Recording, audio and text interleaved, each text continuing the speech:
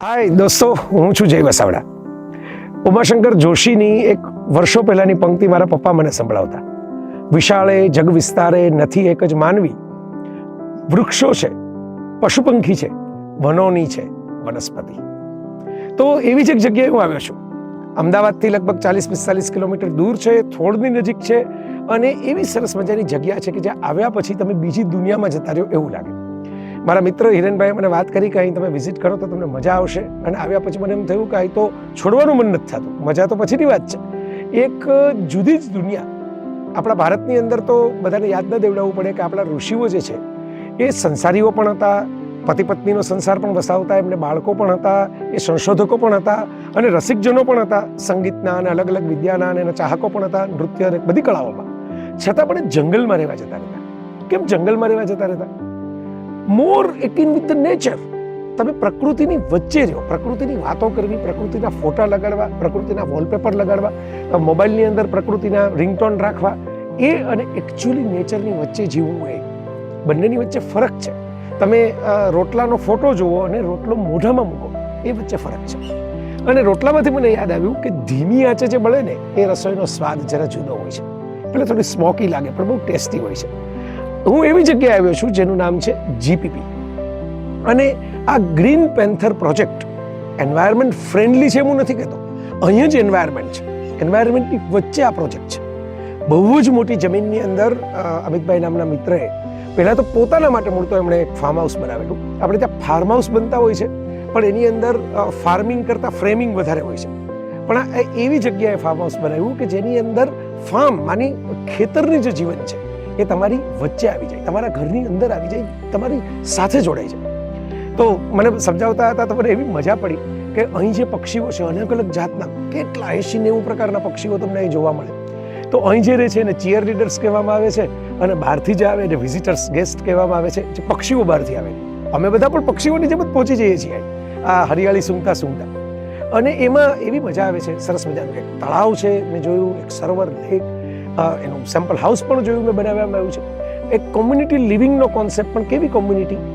એવા લોકો કે જે લોકોને કશુંક નેચર માટે, પ્રકૃતિ માટે, પર્યાવરણ માટે, જીવન માટે ફીલ થતું હોય અંદરથી. અને જે ફિલિંગવાળા માણસ જ બનાવેલું છે. એમના સંતાનોએ પાડેલા ફોટોગ્રાફ્સ મેં સેમ્પલ હાઉસની અંદર જોયા છે, પક્ષીઓના ફોટોગ્રાફ છે. નાના બાળકો અહીં આવે અને એને ખ્યાલ આવે કે ભાઈ આ કોની વચ્ચે આપણે જીવીએ છીએ. આ પશુ પંખીઓની, આ વનસ્પતિઓનો સંસાર છે એ જડ નથી, એ ચેતન છે. હું બેઠો છું, એ બેન્ચ છે, એ સ્ટેટિક હોઈ શકે, જડ હોઈ શકે, આમાં જીવ નથી. પણ એક વૃક્ષની ડાળી છે, એમાં જીવ છે. જે વિસ્તરે છે એમાં જીવ છે. જે વિકસે છે, જે ખરે છે, ખુલે છે, ખીલે છે, એમાં જીવ છે.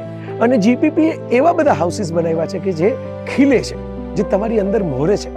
હું મકાનની અંદર ગયો હતો, ગ્લાસ હાઉસ જેવો સરસ મજાનો કોન્સેપ્ટ. કાચ ખોલો તો વોલપેપર તો રાખી ન શકો, ત્યાં દિવાલ નથી એટલે. પણ બહાર જ તમને આખા વિઝ્યુઅલ્સ દેખાય, જે એકદમ નેચરલ હોય, કલરફુલ હોય. અમુક જગ્યાએ સરસ મજાની સુગંધ, મહેક તમારી નાકની અંદર આવે, તમે પ્રફુલ્લિત થઈ જાવ એવી સરસ મહેક. એ પણ આ ઘાસમાંથી, આ ફૂલોમાંથી આવેલી હોય. પાણીનું એવું સરસ મજાનું કામ અહીં થાય છે. સૌથી મોટી જે અત્યારે ભારતમાં, ગુજરાતમાં તો ખાસ, અને વિશ્વ આખાની અંદર કટોકટી સર્જાઈ રહી છે, એ છે ફ્રેશ વોટર, પાણી. અને એ પાણીનું સરસ મજાનું કામ અહીં થઈ રહ્યું છે. એવું સરસ મજાનું કામ પાણીનું અહીં થાય છે કે અહીં રેઇન વોટર હાર્વેસ્ટિંગ માટે પર્કોલેશન વેલ બનાવવામાં આવ્યા છે. એની સાથે સાથે બોર પણ બનાવવામાં આવ્યા છે.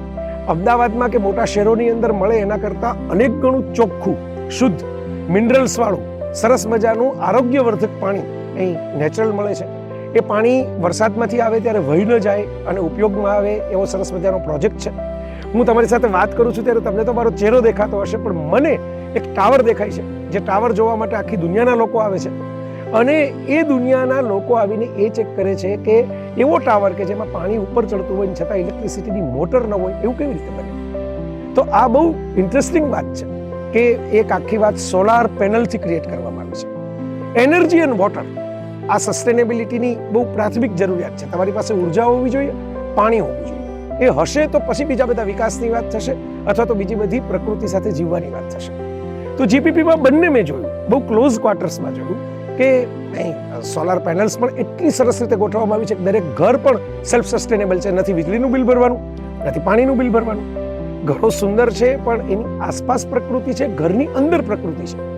એટલે પર્યાવરણની સાથે ભળી ગયા છે આ ઘરો, એકબીજાની અંદર મિક્સ થઈ ગયા છે. અને એમાં તમને જે પ્રસન્નતાનો અનુભવ થાય, જે આહલાદક અનુભૂતિ થાય, એવી મજાની છે દોસ્તો કે તમને અહીંથી જવાનું અને આ વાતો પૂરી કરવાનું મન જ ન થાય. માણસ અંતે તો શું શોધતો હોય છે? એ સંપત્તિ ગોતે, સગવડ ગોતે, એ બધા પ્રકારના સુખો ગોતે, બધા પ્રકારની સુવિધાઓ ગોતે. છેલ્લે એમાંથી એને એક ફિલિંગ જોઈએ છે, એક અનુભૂતિ જોઈએ છે, એક ઇમોશન જોઈએ છે. એનું નામ છે પ્રસન્નતા, જોય, બ્લિસ. અને આ બ્લિસફુલ જોય જે છે એ જીપીપીની અંદર મેં પોતે અહીં ચાલતા ચાલતા જોતા જોતા ફીલ કર્યો. એના ક્લબ હાઉસની અંદર તમે જાઓ, એમાં મૂકેલા આર્ટવર્કને તમે જુઓ, અલગ અલગ જગ્યાએ ગોઠવેલા. એક બગીચો આપણે ઘરની આસપાસ નથી બનાવતા, અહીં ઘર જ એક બગીચાનો ભાગ બની જાય એવી સરસ મજાની કોમ્યુનિટી છે. તો મને બહુ મજા આવી. આઈ ગેસ કે તમે પણ અહીં વિઝિટ કરો, તમે જુઓ, જાણો, માણો. અને બહુ જ લિમિટેડ હાઉસીસ છે, તો એની અંદર રહી શકો તો આ પ્રકૃતિને તમારી અંદર આખે આખી સમાઈ જતી